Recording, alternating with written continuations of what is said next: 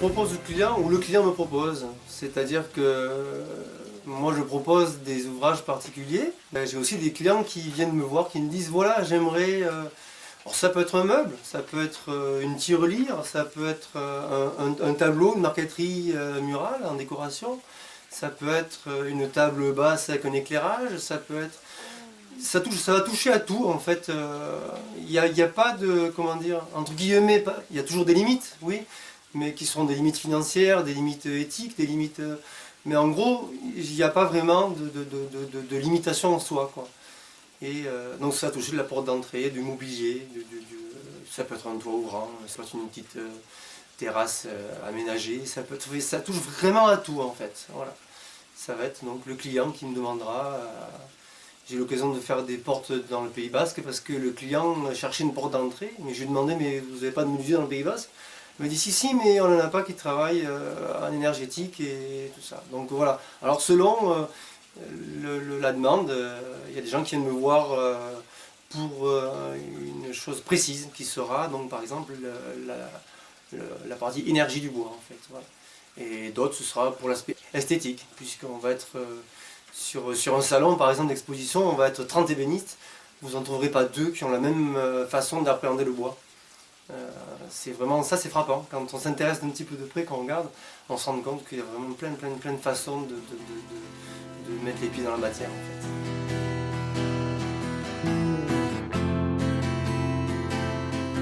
Moi c'est un thème. Par exemple, j'ai des clients il y a quelques années qui m'ont dit j'ai vu ce que vous faites, j'aimerais une porte d'entrée mais le thème je voudrais que ce soit l'eau. Et donc on est parti de... Le client m'a fait un dessin, puis deux, puis moi je lui en ai fait deux ou trois, donc au 10e ou au 5e. Et je cible l'envie et le désir de la personne en fait, j'essaie de voir. Je fais bien attention à son intérieur, j'essaie de me connecter à sa sensibilité, à sa façon de voir les choses. Et après, je vais pouvoir lui proposer quelque chose qui vibre un petit peu avec sa fibre.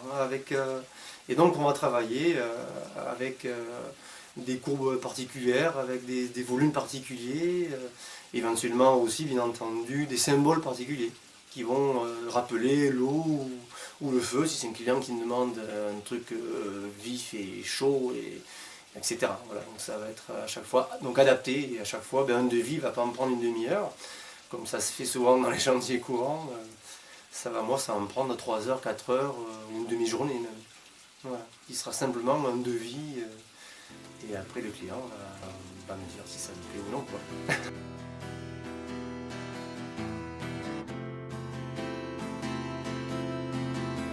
Ça va être des essences locales. Quand je dis local, c'est France-Europe en fait. Je ne vais jamais utiliser de bois rouge en massif, puisque c'est par rapport à l'éthique de l'entreprise, je ne vais pas travailler avec des bois qui causent la déforestation, quoi. On a assez d'essence ici en France, on est posé comme on l'ennuie, on n'a pas besoin d'aller chercher ailleurs. Alors c'est ma façon de couper la demande qui stoppera l'offre. Le tout premier départ, c'est l'idée, c'est la feuille blanche et le crayon. Et puis après, il faut passer à la conception. Donc c'est du dessin industriel, du dessin tracé, trouver des équilibres, dessiner. Moi je me sers de certains outils qui sont le nombre d'or par exemple. Travailler de manière équilibrée. Le nombre d'or en 2-3 mots, c'est un élément qui structure la matière. Vraiment très simplement, mais qui donne un accès sur tout un monde. C'est un élément qui structure la matière, donc la matière minérale, la matière végétale, la matière organique. Et pour ce qu'on connaît de la matière éthérique, sous-entendu nos couches auriques, les diverses émanations des corps, qui ne sont pas palpables avec nos sens habituels, mais qui sont structurées de par leur dimension et leur volume, avec un équilibre basé sur le nombre d'or en fait. Si vous voulez, le nombre d'or, ça va se réduire sur un plan mathématique à un rapport d'une grande longueur sur une petite. Les gens qui ont entendu le chiffre 1,618 va leur permettre de se rappeler de certaines choses. Voilà. Mais c'est pas un sujet qui est comment dire, travaillé dans le milieu c'est pas un sujet qu'on va trouver dans l'école, dans les structures conventionnelles, quoi.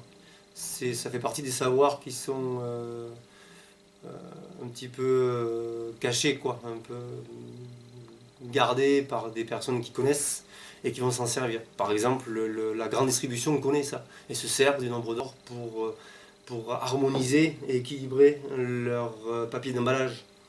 Et donc on va plus facilement choisir telle ou telle plaquette de chocolat ou paquet de pâtes ou autre, parce que l'étiquette est faite selon une harmonie particulière qui souvent est basée par rapport au nombre d'or. Et ça, c'est pas le conscient qui parle, c'est l'inconscient. Mais eux, ils savent bien s'en servir.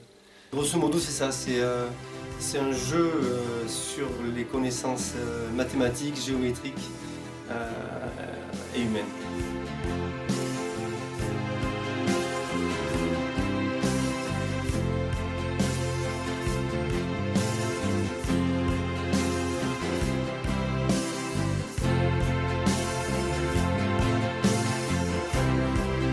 Alors c'est pas du tout quelque chose de magique. Magique, c'est quand on ne connaît pas. Sans prendre la connotation péjorative, mais c'est seulement qu'on est ignorant de ce sujet-là, de cet aspect-là. En fait, c'est issu de la connaissance, il faut comprendre.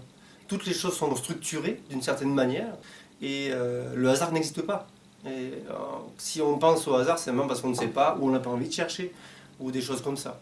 Par contre, quand on s'intéresse et qu'on creuse, aujourd'hui toute une bibliographie auquel on a accès. Et qui nous donne des éléments de compréhension. Par contre, après, il faut passer du temps à expérimenter. Donc, il va falloir tracer, calculer, échanger avec des personnes. Moi, je me fais aider en fait par des radiesthésistes aussi pour mesurer les taux vibratoires, améliorer certains ouvrages pour arriver à augmenter le taux vibratoire avec un mantra, avec une géométrie particulière, avec des essences particulières, etc. Des orientations particulières au niveau cosmotellurique.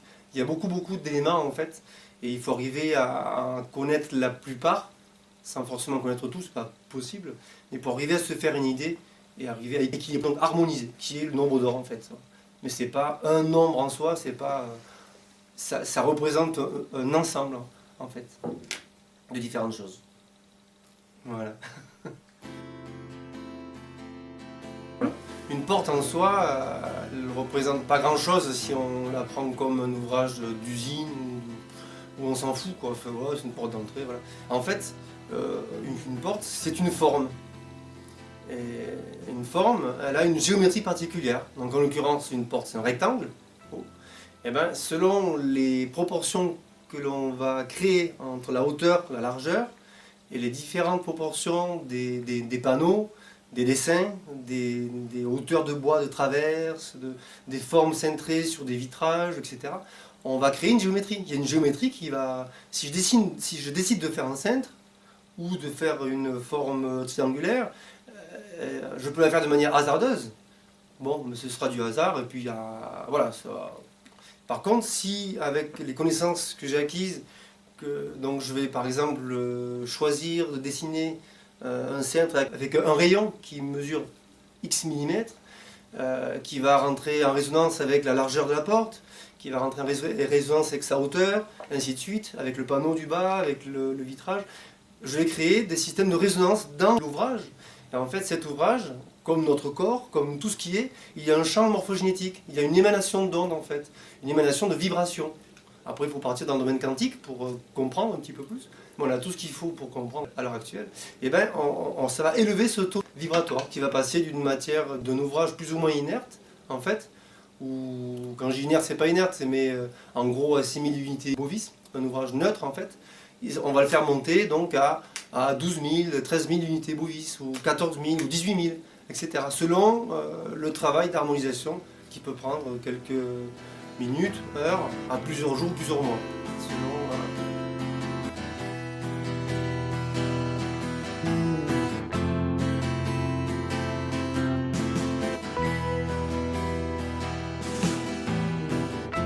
Quand vous êtes en bonne santé, vous avez un taux vibratoire en moyenne qui doit être à 12-13 000 unités bovis, qui vibre à un certain niveau. Quand vous êtes malade, vous n'êtes pas bien, vous broyez du noir, vous commencez à pas aller, vous baissez votre taux vibratoire, il va descendre à 6 000 unités bovis ou moins, ou 5 000. En fait, quand vous êtes assez bas, vous allez vibrer avec tout le milieu pathogène, et c'est là que vous allez rentrer en contact et attraper la maladie, attraper... si moi, dans ce fonctionnement-là, qui est existant et revenu en fait au niveau des gens qui comprennent ce genre de choses. Quand on augmente le taux vibratoire d'un ouvrage, eh ben, ça va vous aspirer un petit peu vers le haut, ou pas forcément le haut, mais genre, ça va modifier votre taux vibratoire et ça va vous rendre un petit peu plus léger, peut-être un petit peu plus gai, un petit peu plus... Mais ça va être dans le niveau, comment dire, dans le plan inconscient. Mais sinon, si on a une sensibilité qui est un petit peu développée, on va dire, tiens, mais cette porte, elle me plaît, ou cet ouvrage, je ne sais pas pourquoi, mais ça m'attire. Comme quand on passe devant une cathédrale où c'est tout fait selon les nombres d'or ou nombre pi ou autre, il y a différentes choses. Eh bien, on va se sentir attiré. C'est pas forcément plaire, hein, c'est pas... Je dis pas que ça plaise, hein, il y a une grosse différence entre attirer et plaire. Mais on joue sur l'inconscient, on joue sur ce domaine-là. Et c'est loin d'être innocent.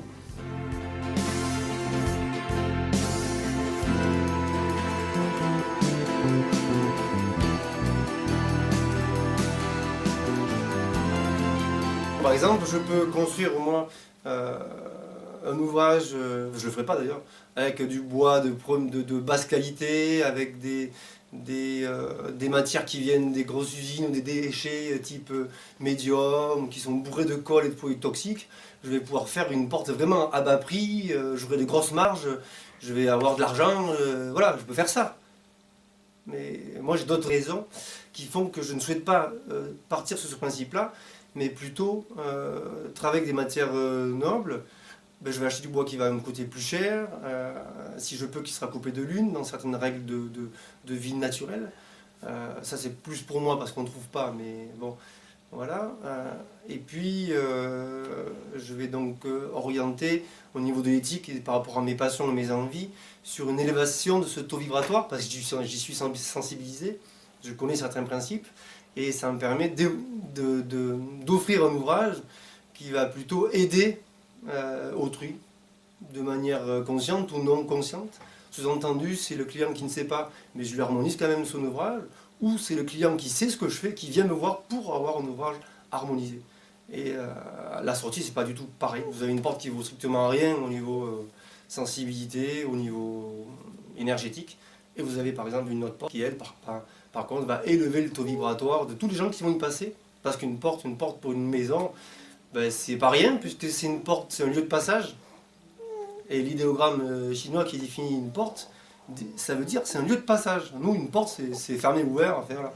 Mais dans les pays donc asiatiques, c'est vraiment un lieu de passage dans tous les sens du terme, quoi. Donc c'est passage physique, mais c'est aussi peut-être passage spirituel, passage, voilà. Par exemple, sur cette porte-là, la petite maquette là, qui est une porte d'entrée en fait à l'échelle 1,5. On a un ouvrage donc, qui paraît tout à fait ordinaire, une porte d'entrée avec une plinthe, une simèse, un panneau, un vitrage. Mais il se trouve que, par exemple, si on est très attentif, on va s'apercevoir qu'il y a deux petits losanges. Il y a un losange ici, il y a un losange là. Et en fait, ce losange-là, la pointe du losange, c'est la pointe d'une forme de ligne de fuite, en fait, qui compose. Ces losanges sont construits par des lignes de fuite, en fait. Ils sont issus du même symbole. Et en bas, le panneau, c'est pareil. On a des lignes de fuite qui vont des pointes du losange jusqu'à l'angle de la simèse, etc. Par exemple, la simèse, ici, elle est inscrite dans un cercle, dans une partie du cercle. Le haut du cercle est là, et il se continue ici. Et en fait, c'est pour ça qu'elle est arrêtée ici. Ainsi de suite. Il n'y a jamais de hasard, en fait. Et toutes les formes sont composées comme ça. On a des incrustations ici, en citronnier, dans du noyer. En fait, les coupures que l'on a ici, le début de l'incrustation, ici, et la fin, elle correspond exactement à cette forme-là, ici. L'incrustation ici, c'est comme si elle était là, en fait. Et c'est cette arête-là, cette ligne de fuite qui coupe, qui arrête le texte. Et tout est conçu selon ce phénomène-là. À la base, ça c'est un rectangle particulier qui définit le volume de la porte, de l'ouvrage. Et puis, au fur et à mesure de la recherche, je travaille, donc ça m'arrive de travailler avec des symboles. Donc on va voir apparaître certaines formes géométriques. qui apparaissent sur l'épure. L'épure, en fait, c'est le dessin géométrique, c'est le travail, la recherche sur le papier, donc géométrique et mathématique. Et donc je vais définir des volumes qui apparaîtront sur l'ouvrage fini, mais qui n'apparaissent pas en fait. Concrètement, on ne le voit pas. On le voit que sur l'épure. Donc on peut voir le vert par exemple qui est de l'intérieur de cette étoile en fait. Le vert clair. Mais on ne voit pas toutes les autres pointes. Et au fur et à mesure de la recherche, donc voilà, on peut mettre en place. Donc ça devient très vite compliqué aussi. Ça, il faut avoir des bases géométriques, des bases de recherche et de compréhension pour jouer sur certains plans. C'est-à-dire que la matière, quand on travaille d'une certaine manière, notamment avec cet outil-là, on peut travailler sur différents plans. C'est-à-dire qu'on peut travailler dans la matière elle-même, c'est-à-dire simplement en modifiant sa forme. On va changer l'auto-vibratoire, on va modifier son émanation énergétique. Mais si on travaille avec des lignes de fuite, par exemple, ce qui est le cas de cet ouvrage-là, où le client va voir, la personne qui passe à côté va voir simplement une porte, en gros, avec certains dessins, son inconscient, lui, il va voir d'autres choses. Il va apercevoir, ressentir des lignes de fuite qui composent les éléments de cette porte-là, qui n'apparaissent pas dans la matière, mais qui sont autour et dedans. Donc là, on va travailler, par exemple, sur le domaine plus éthérique, en fait. Je vais travailler avec l'aura de la porte, je vais travailler avec des choses bien particulières. Et donc, le taux vibratoire va être encore plus décuplé.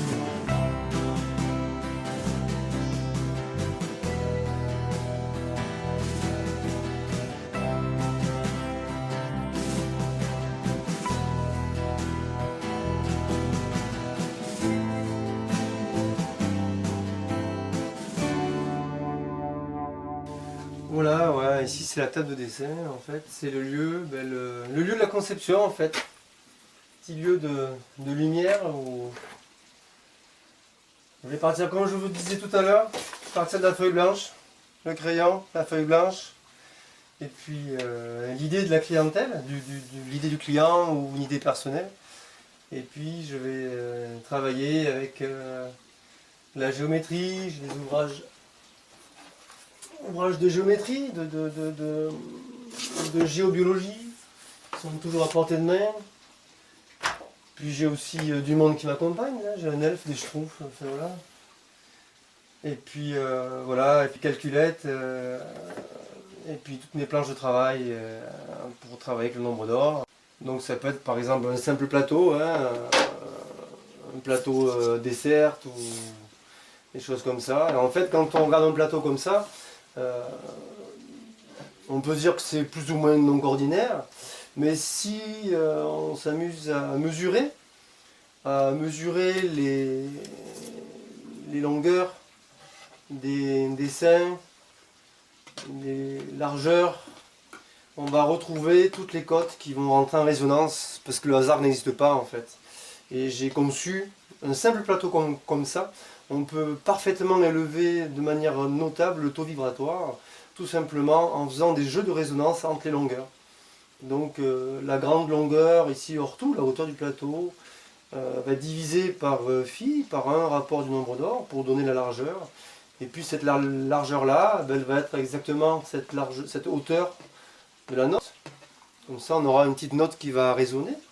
Et puis, je vais la rediviser par un rapport du nombre d'or pour trouver cette largeur-là, cette hauteur-là, définir les différentes mesures qui composent l'ouvrage. Et c'est le principe de fonctionnement, d'harmonisation, en fait, d'équilibre. Et donc, voilà, pour tous les objets que je peux créer, ils sont basés sur ce principe-là.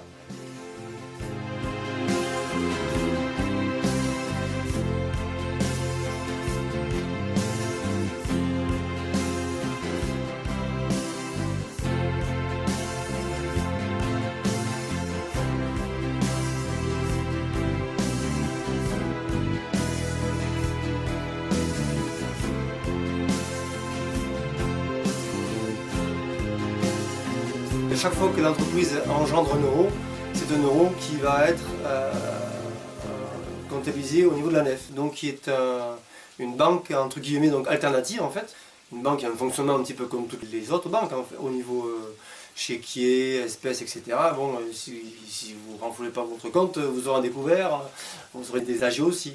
Mais il y a une grosse différence, c'est que l'argent qu'engendre la nef, elle, va être orienté sur des projets humains, des projets humanitaires, sur de l'aide au niveau des associations, tout un tas de sujets, de projets et d'aspects humains, en fait, humains au sens propre, quoi.